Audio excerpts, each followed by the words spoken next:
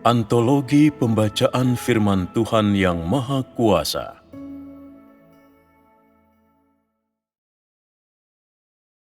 Tuhan itu sendiri, Tuhan yang unik. 2. Watak Tuhan yang benar.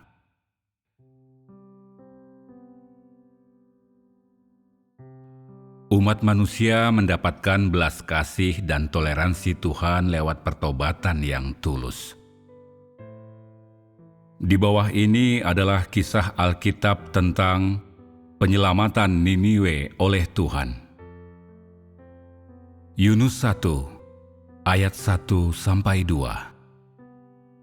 Firman Yahwe datang kepada Yunus, anak Amitai, katanya, "Bangunlah, pergilah ke Niniwe, kota yang besar itu, dan berserulah menentang mereka, karena kejahatan mereka sudah sampai kepadaku." Yunus 3. Dan firman Tuhan datang kepada Yunus kedua kalinya. Katanya, "Bangunlah, pergilah ke Niniwe, kota yang besar itu, dan beritakan apa yang aku perintahkan kepadamu." Jadi Yunus bangun dan pergi ke Niniwe, menurut sesuai dengan firman Yahwe. Niniwe adalah kota yang sangat besar yang luasnya 3 hari perjalanan. Dan Yunus mulai masuk ke kota itu 1 hari perjalanan, dan ia berseru dan berkata, 40 hari lagi, dan Niniwe akan ditunggang balikan. Jadi orang Niniwe percaya kepada Tuhan dan menyatakan puasa, memakai kain kabung, dari yang paling besar sampai yang paling kecil di antara mereka. Kabar ini sampai kepada Raja Niniwe, dan ia bangun dari tahtanya dan melepaskan jubahnya dan menutupi diri dengan kain kabung dan duduk di atas abu. Dan ia menyuruh orang mengumumkan di seluruh Niniwe berdasarkan ketetapan raja dan pembesar-pembesarnya.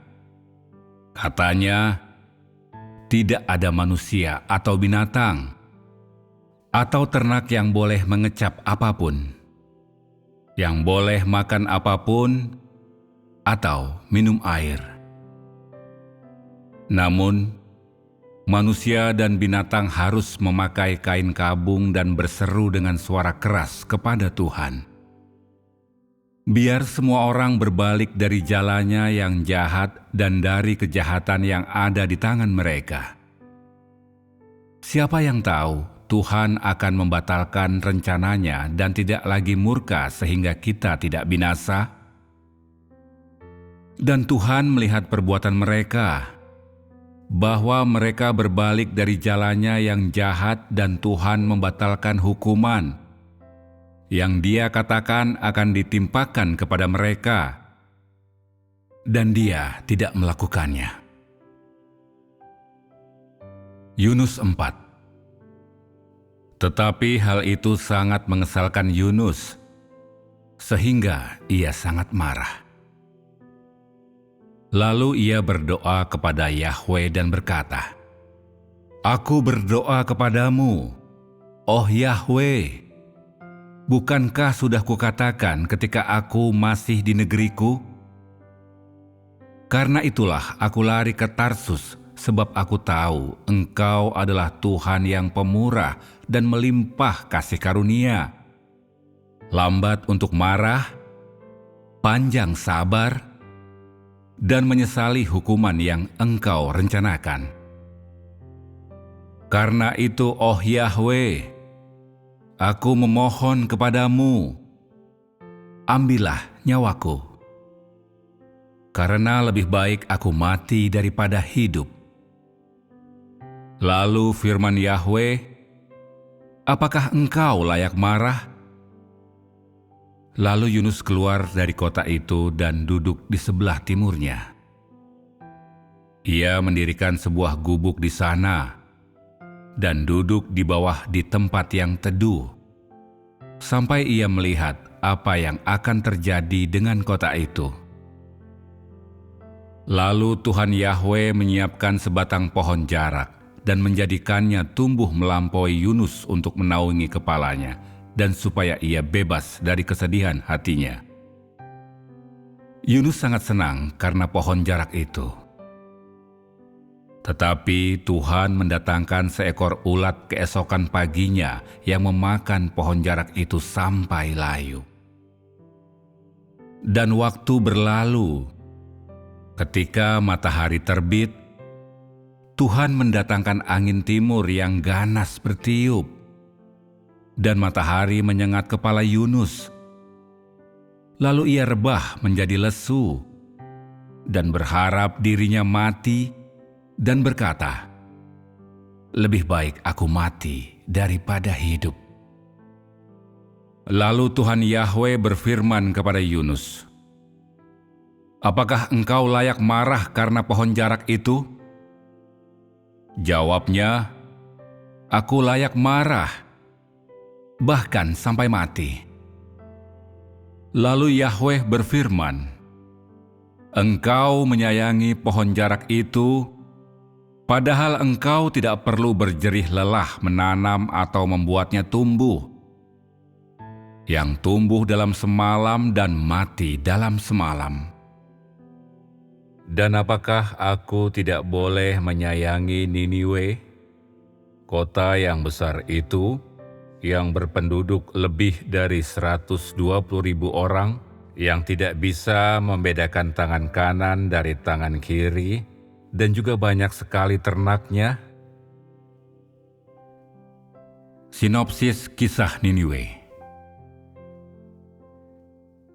Walaupun kisah penyelamatan Niniwe oleh Tuhan singkat, kita bisa melihat sisi lain dari watak Tuhan yang benar.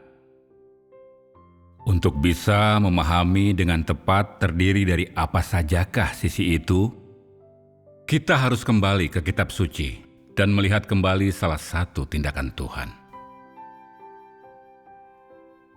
Pertama-tama mari kita lihat awal kisahnya. Firman Yahwe datang kepada Yunus, anak Amitai. Katanya, "Bangun, pergilah ke Niniwe, kota yang besar, dan berserulah menentang mereka, karena kejahatan mereka sudah sampai kepadaku." Yunus 1, ayat 1-2. Dalam perikop dari kitab suci ini, kita tahu bahwa Tuhan Yahwe memerintahkan Yunus pergi ke kota Niniwe. Mengapa dia memerintahkan Yunus pergi ke kota ini? Alkitab dengan sangat jelas mengatakan alasannya. Kejahatan orang-orang di kota ini sudah terlihat oleh Tuhan Yahwe, dan karenanya dia mengutus Yunus untuk menyampaikan kepada mereka apa yang akan dilakukannya. Walaupun tidak ada catatan yang bisa memberitahu kita siapa Yunus itu, tentu saja ini tidak berkaitan dengan mengenal Tuhan. Karena itu, engkau semua tidak perlu memahami siapakah orang ini. Engkau semua hanya harus tahu apa yang Tuhan perintahkan untuk Yunus lakukan dan mengapa dia melakukan hal semacam itu. Peringatan Tuhan Yahwe mencapai penduduk Niniwe. Mari kita lanjutkan ke ayat berikutnya. Pasal ketiga kitab Yunus. Dan Yunus mulai masuk ke kota itu 1 hari perjalanan, dan ia berseru dan berkata, 40 hari lagi, dan Niniwe akan ditunggang balikan. Itu adalah kata-kata yang disampaikan langsung oleh Tuhan kepada Yunus untuk dikatakan kepada penduduk Niniwe. Itu juga secara alami adalah kata-kata yang Tuhan Yahwe ingin sampaikan kepada penduduk Niniwe.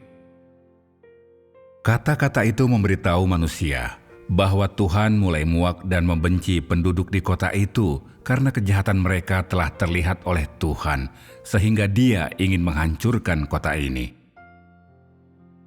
Namun, sebelum Tuhan menghancurkan kota ini, Dia membuat pengumuman bagi penduduk Niniwe, dan Dia berkali-kali memberi mereka kesempatan untuk bertobat dari kejahatan mereka dan memulai hidup baru. Kesempatan ini berlangsung selama 40 hari. Dengan kata lain, jika penduduk di dalam kota ini tidak bertobat, mengakui dosa mereka atau bersujud di hadapan Tuhan Yahwe dalam 40 hari, Tuhan akan menghancurkan kota itu sama seperti yang dilakukannya terhadap Sodom. Inilah yang Tuhan Yahwe ingin sampaikan kepada penduduk Niniwe. Jelas, ini bukan sekadar pernyataan biasa. Tidak hanya di dalamnya terkandung amarah Tuhan Yahwe, tetapi juga sikapnya terhadap penduduk Niniwe. Pada saat yang sama, pernyataan sederhana ini juga menjadi peringatan serius bagi semua orang yang hidup di dalam kota itu. Peringatan ini memberitahu mereka bahwa perbuatan jahat mereka telah membuat mereka mendapatkan kebencian Tuhan Yahwe. Dan peringatan ini memberitahu mereka dan tindakan mereka akan segera membawa mereka kepada kebinasaan. Karena itu, hidup semua orang di Niniwe berada di ambang bahaya. Perbedaan besar antara reaksi penduduk Niniwe dan Sodom terhadap peringatan Tuhan Yahwe. Apa artinya ditunggang balikan? Dalam bahasa sehari-hari, itu berarti menghilang. Tetapi dengan cara apa?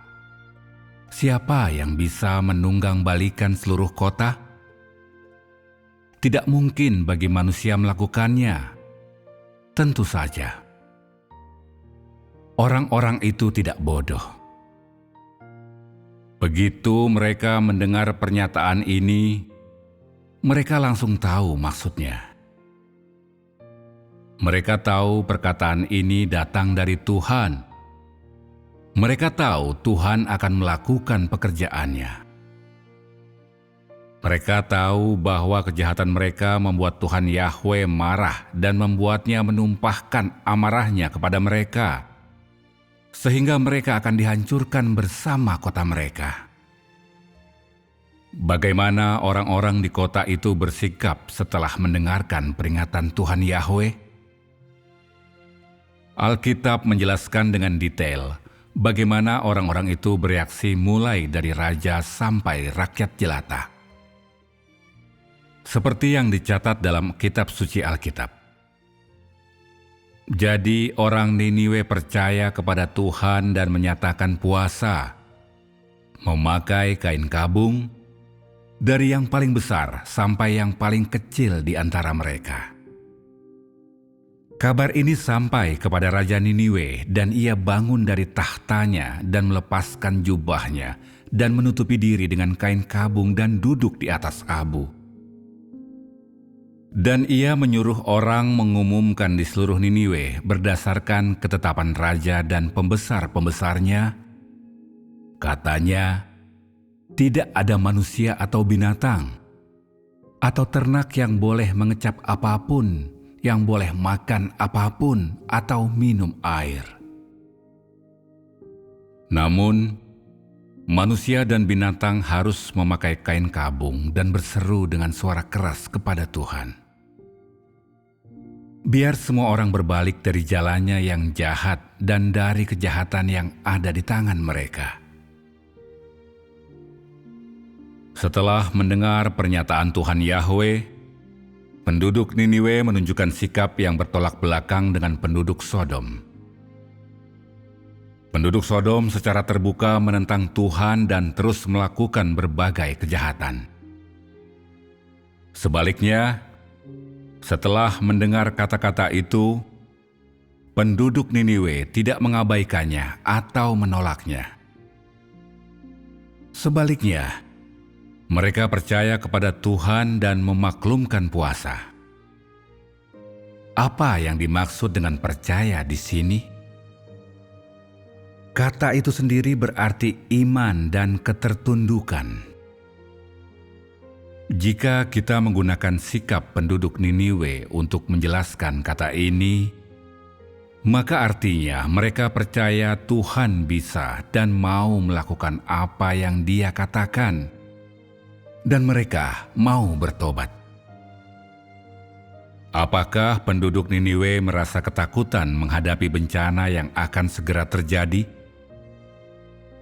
Kepercayaan itulah yang membuat hati mereka takut. Apa yang bisa kita gunakan untuk membuktikan ketakutan dan kepercayaan penduduk Niniwe? Seperti yang Alkitab katakan, dan menyatakan puasa, memakai kain kabung, dari yang paling besar sampai yang paling kecil di antara mereka. Ini berarti penduduk Niniwe benar-benar percaya, dan dari kepercayaan itu datanglah ketakutan yang membuat mereka berpuasa dan mengenakan kain kabung. Inilah cara mereka menunjukkan awal pertobatannya. Bertolak belakang sekali dengan penduduk Sodom. Tidak hanya penduduk Niniwe tidak menentang Tuhan, mereka juga dengan jelas menunjukkan pertobatan mereka lewat sikap dan tindakan. Tentu saja, ini tidak berlaku hanya pada rakyat Niniwe saja.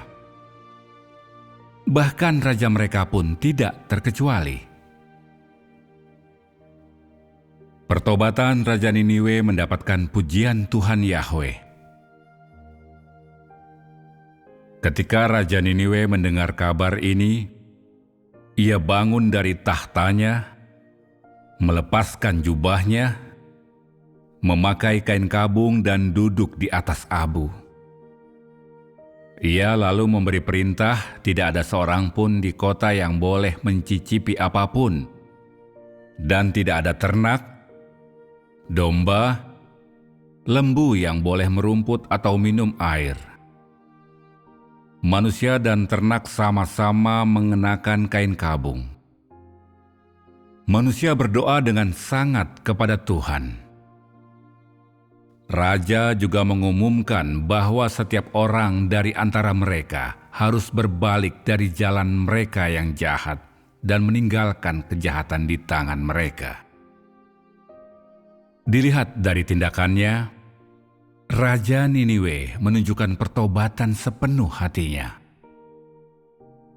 Tindakan yang dilakukannya bangun dari tahtanya, menanggalkan jubah rajanya, mengenakan kain kabung, dan duduk di abu memberitahu rakyat bahwa Raja Niniwe menyingkirkan status kerajaannya dan mengenakan kain kabung bersama rakyat jelata.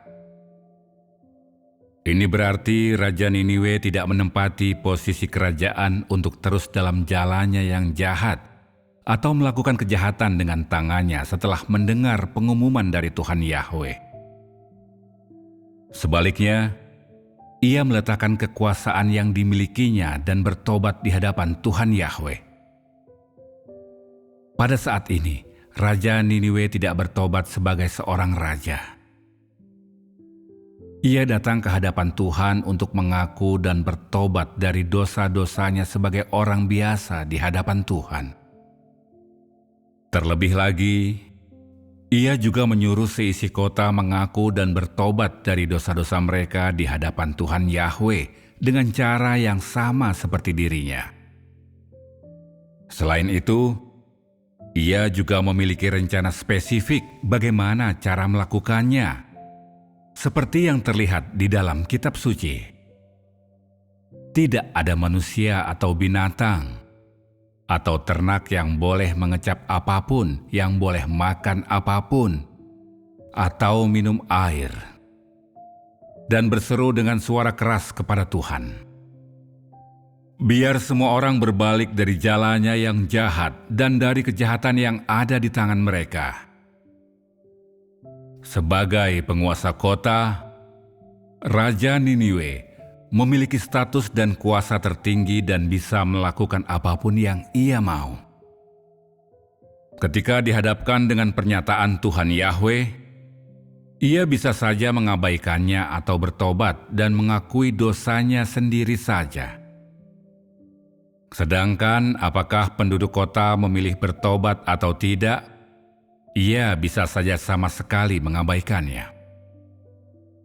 Akan tetapi, Raja Niniwe tidak melakukan hal itu sama sekali. Ia tidak hanya bangun dari tahtanya, memakai kain kabung, dan duduk di atas abu serta mengakui dan bertobat dari dosa-dosanya di hadapan Tuhan Yahweh. Ia juga memerintahkan semua orang dan ternak di dalam kota melakukan hal yang sama. Ia bahkan memerintahkan orang-orang berseru dengan suara keras kepada Tuhan. Lewat kejadian-kejadian ini, Raja Niniwe benar-benar melakukan apa yang seharusnya dilakukan seorang penguasa. Rangkaian tindakannya merupakan tindakan yang sulit dilakukan oleh raja manapun dalam sejarah dunia, dan tidak ada yang bisa melakukannya. Tindakan-tindakan itu bisa disebut tindakan yang belum pernah terjadi sebelumnya dalam sejarah manusia. Tindakan-tindakan ini layak diingat dan ditiru umat manusia. Sejak penciptaan manusia, setiap raja telah memerintahkan rakyatnya untuk menolak dan menentang Tuhan. Tidak pernah ada seorang pun yang memerintahkan rakyatnya berdoa kepada Tuhan untuk berusaha menebus kejahatan mereka, menerima pengampunan dari Tuhan Yahweh, dan menghindari penghukuman yang akan segera menimpa. Namun, Raja Niniwe mampu memimpin rakyatnya untuk berbalik kepada Tuhan, meninggalkan jalan-jalan mereka yang jahat dan meninggalkan kejahatan di tangan mereka. Terlebih lagi, ia juga mampu menyingkirkan tahtanya dan sebagai gantinya Tuhan Yahweh berbalik dan berubah pikiran serta menarik kembali murkanya, membiarkan orang-orang di kota itu selamat dan menghindarkan mereka dari kehancuran. Tindakan raja itu hanya bisa disebut mukjizat langka dalam sejarah manusia. Itu bahkan bisa disebut sebagai sebuah teladan manusia rusak yang mengaku dan bertobat dari dosa-dosanya di hadapan Tuhan.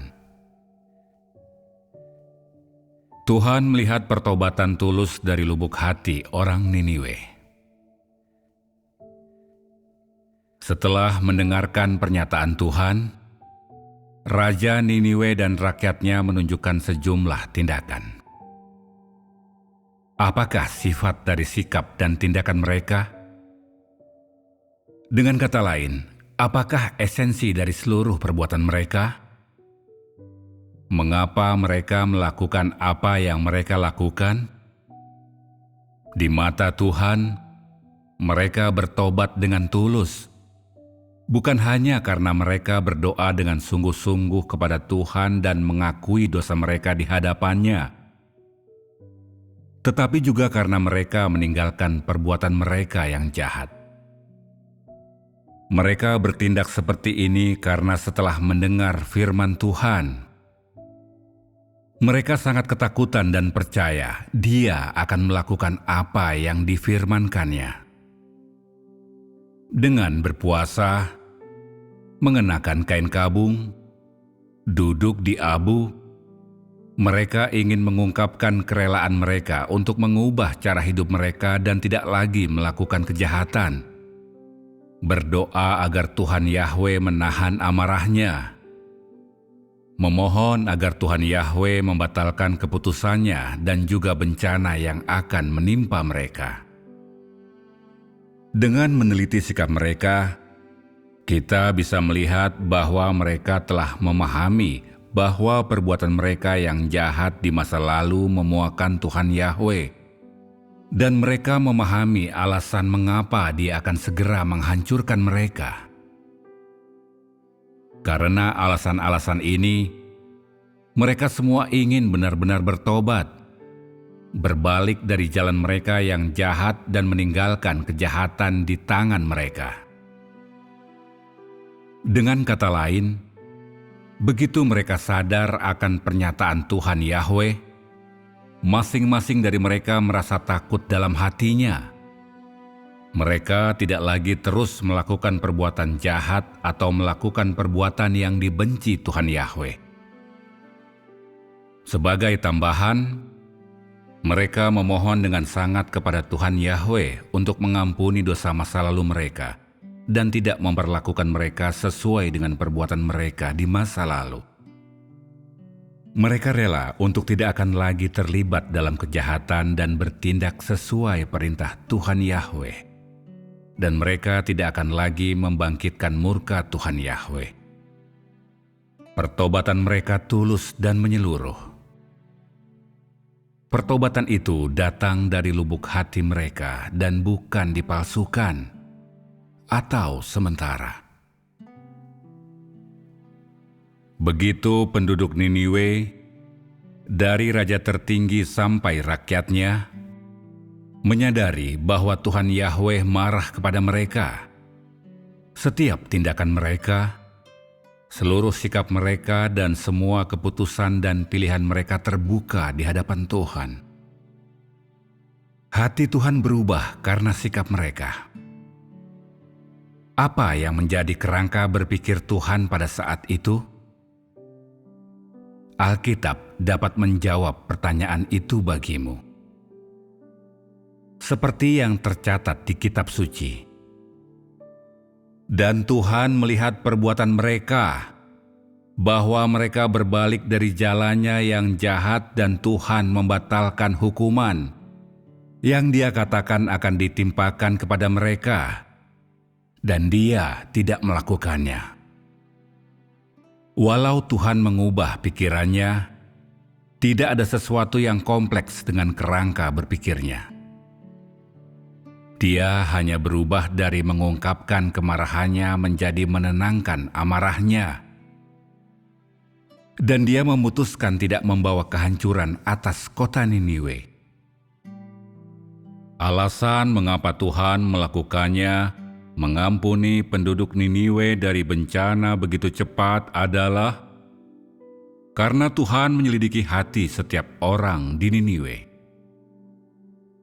Dia melihat apa yang ada di lubuk hati mereka.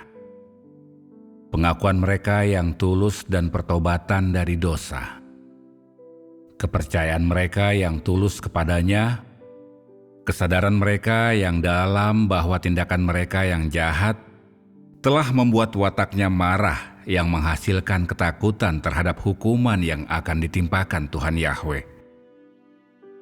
Pada saat yang sama, Tuhan Yahwe juga mendengarkan doa dari lubuk hati mereka yang memohon kepadanya agar menghentikan amarahnya kepada mereka sehingga mereka terhindar dari bencana ini.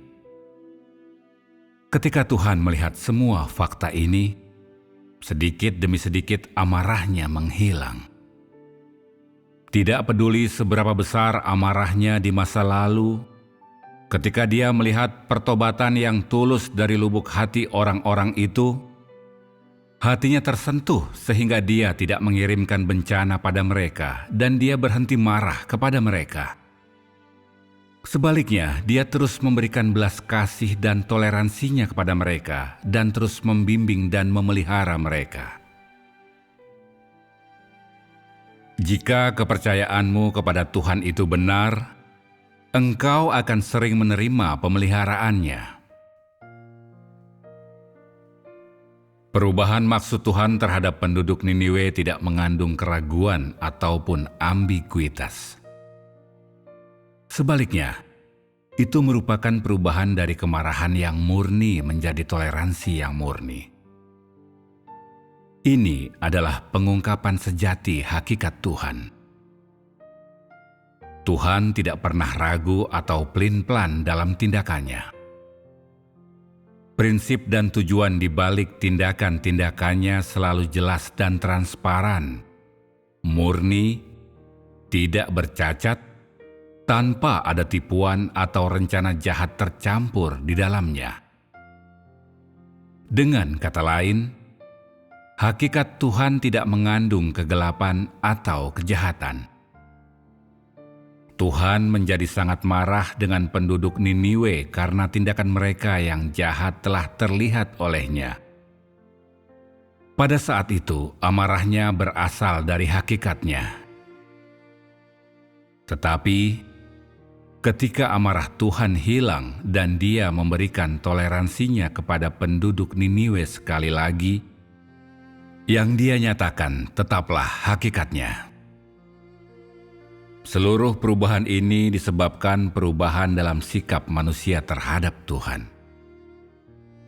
Selama seluruh periode ini, watak Tuhan yang tidak dapat disinggung tidak berubah. Hakikat Tuhan yang toleran tidak berubah. Hakikat Tuhan yang penuh kasih dan belas kasih tidak berubah. Ketika manusia melakukan tindakan jahat dan menyinggung Tuhan, Dia akan menimpakan amarahnya kepada mereka. Ketika manusia benar-benar bertobat, hati Tuhan akan berubah dan amarahnya akan reda. Ketika manusia terus dengan keras kepala menentang Tuhan, amarahnya tidak akan reda. Murkanya akan terus menekan mereka sedikit demi sedikit sampai mereka hancur. Inilah hakikat dari watak Tuhan.